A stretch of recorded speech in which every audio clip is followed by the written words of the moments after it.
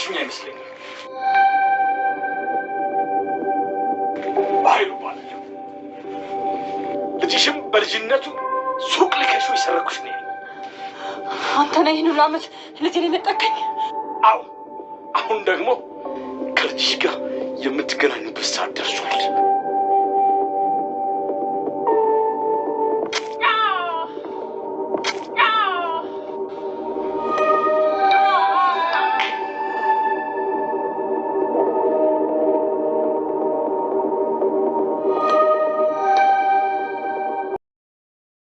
ዳግም እናቱ መኖሯን በህይወቷ ሲሰማ በጣም ደስታ ተሰማው።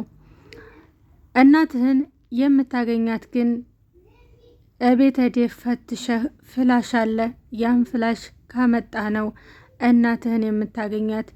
ያን ፍላሽ ካላመጣህ እናትህን አታገኛትም። ለማምጣት እናትህን ለማግኘት ከፈለክ አፍጥነው በማለት ስልክ ተደወለለት። ዳግምም የእናቱ ናፍቆት ከተወለደ ጀምሮ እናቱ ጉያ አርጎ ስለማያውቅ እናቴን አንዴ ልያት በማለት በጣም አለቀሰ።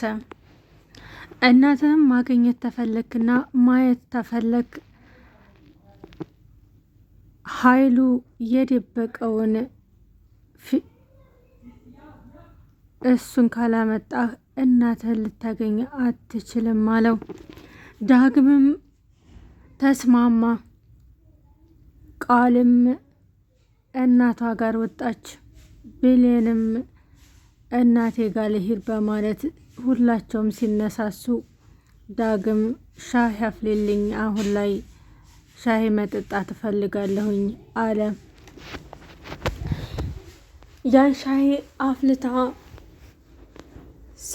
ስጠብቀው ክላስ ገብቶ የተባለውን አገኘው። ይህም ፍሬኝ ለምን ሄደህ አነሳህ?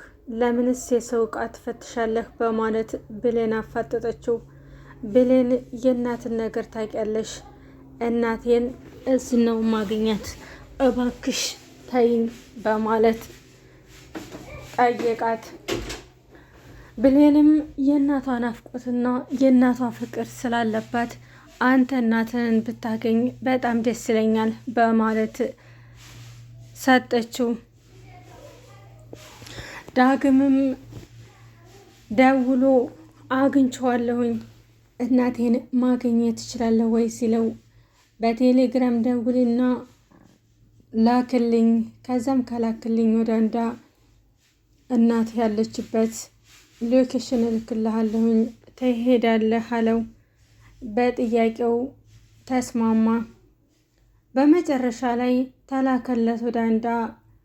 እናትህን ማግኘት የምትችለው ግን አንድ ስራ አለ፣ ያንን ታልጨርስ እናትህን ማግኘት አችልም አለው። በጣም ተናደደ ዳግም።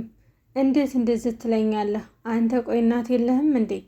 መጀመሪያ ላይ ፋይሉን ታገኘኸው እናትህን ታገኛታለህ ብለኸኝ ነበር፣ አሁን ደግሞ እንዴት እንደዚህ ታደርገኛለህ? በማለት ዳግም ተናደደ።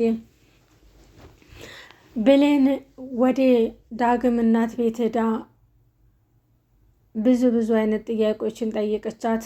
ስትሄድ ቤቱ ፏፍሽ ብሎ ነበር። ለምንድን ነው ቤቱ ዛሬ ፏፍሽ ያለው? አዲስ እንግዳ አለ እንዴ? አልነገርሽኝም እማዬ አለቻት። አዎ ልጄ፣ ዛሬ አዲስ እንግዳ አለ። ያንን እንግዳ ደግሞ ማን ነው በማለት ጠየቀቻት። አይ ሲመጣ ሁሉንም ነገር እነግርሻለሁኝ አለቻት። ምን ነው ዛሬ ትነግሪ ነበር እኔ የማላቀው አለ እንዴ አለቻት። አይ አንቺ የማታውቂው የለም፣ ግን ብዙ ነገሮች የደበኩሽ ነገር አለ።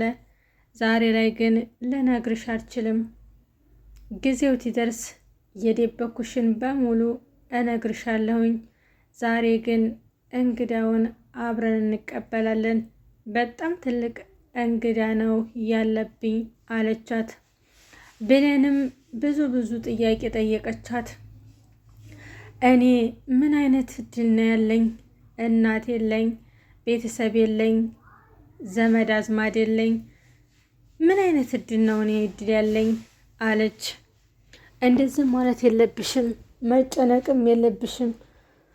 ምክንያቱም ነገሮች ይዘገያሉ እንጂ ሁሉም ነገር ይወጣል። ብዙ የደበኩሽ ነገር አለ። እነዛን ስነግርሽ ግን አንቺ ትደሰቻለሽ አለቻት። እማዬ ለምን አትነግሪኝም? አሁን ጊዜው አይደለም የምነግርሽ በማለት ዳግምም በጣም ተናደደ። እናቴን አገናኝሃለሁኝ ፋይሉን ተላክልኝ ብለህ ስታበቃ እንዴት ምንድን ነው የቀረ ነገር ትዕዛዝ የማደርገው አለ። አሁን ላይ ኃይሉን እንዲገለው ፈልጋለሁ።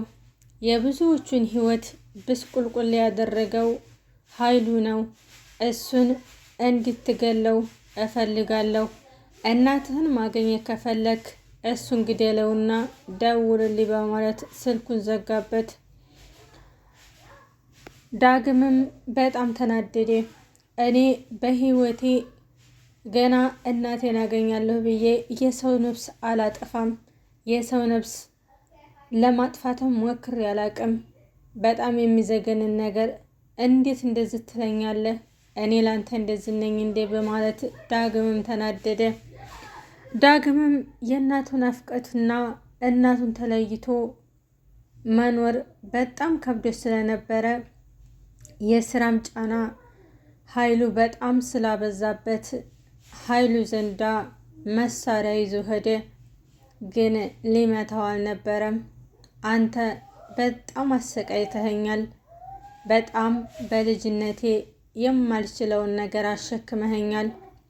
ዛሬ ላይ እናቴ ያልሞተችም እንዳለች ሰምቻለሁ። እናም እናቴን ታገናኘኛለህ ወይስ ልግደልህ አለው።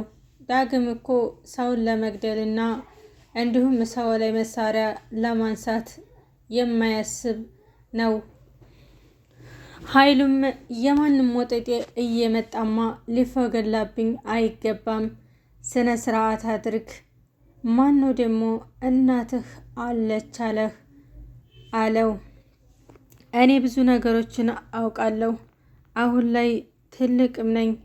ስለዚህ ነገሮች ሁሉ ታይቀየሩ እናቴን አገናኘኝ ወይም ደግሞ እገልሃለሁ በማለት አስፈራራው።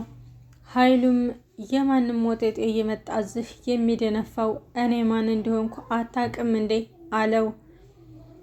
ኃይሉም አስቸኳይ ስልክ ተደውሎለት ወደ ውጭ ወጣ። ዳግምም የእናቱን ፎቶ አገኘው። በጣም ተንሰቅስቆ አለቀሰ። አሁን ላይ እናቴን አገኛለሁ ብዬ በጣም ተስፋ አደርጋለሁኝ። ሁሉም ነገር እንደሚስተካከል ተስፋ አደርጋለሁ አለ። ብሌንም እንግዲህ እናትሽ ውጭ አገር ሄዳ ሞታለች ተብላ የተላከላት ሜሴጅ ስህተት እንደሆነ አሁን ሁሉ ነገር ገባኝ። እኔ እናቴን ሳውቃት ብዙ ነገሮችን እንደምትነግረን ተስፋ አደርጋለሁ አለች። ምክንያቱም እናቴ ብዙ ነገሮችን ደብቃለች። ወንድምም እናትም እህትም ሊኖረኝ ይሆናል አለቻት። ብሌንም እንግዲህ ካሁን ወደ እንዳ ምንም አይነት ጥያቄ አልጠይቅሽም እማዬ፣ ሁሉም ነገር ጊዜ ይፈታዋል።